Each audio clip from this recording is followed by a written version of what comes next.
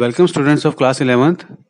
In statistics, the chapter is census and sample methods of collection of data, and the topic is sample method of collection of data.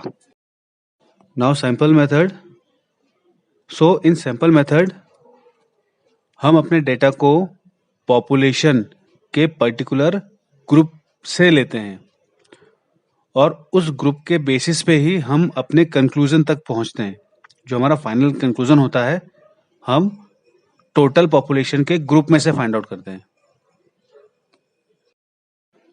Now merits of sample method. First is economical. So this method of investigation is economical because only some units of the population are studied.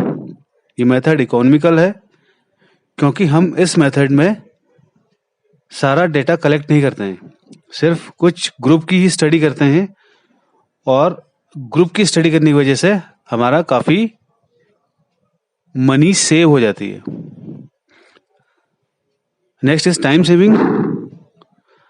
Now, as this method, we know that we studied only a particular group in the total population, so इस वजह से हमारा time भी save हो जाता है। Next is identification of error. So हम इस मेथड में 100%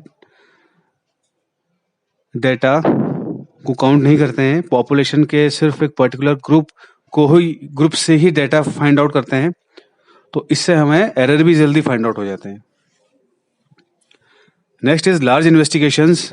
जब इन्वेस्टिगेशन काफ़ी लार्ज अमाउंट में करनी है या लार्ज स्केल में करनी है तो ये मेथड काफ़ी फ्रूटफुल होता है, बिकॉज हम टोटल पॉपुलेशन में से किसी एक ग्रुप में से डेटा फाइंड आउट करते हैं या ग्रुप में से सैंपल लेते हैं, तो इस वजह से ये लार्ज इन्वेस्टिगेशन में काफ़ी हेल्पफुल होता है।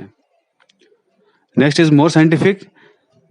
Sample method is more scientific because जो हमारा डेटा है वो पर्टिकुलर ग्रुप से है, हम उस डेटा को लेते हैं और ये जो डेटा है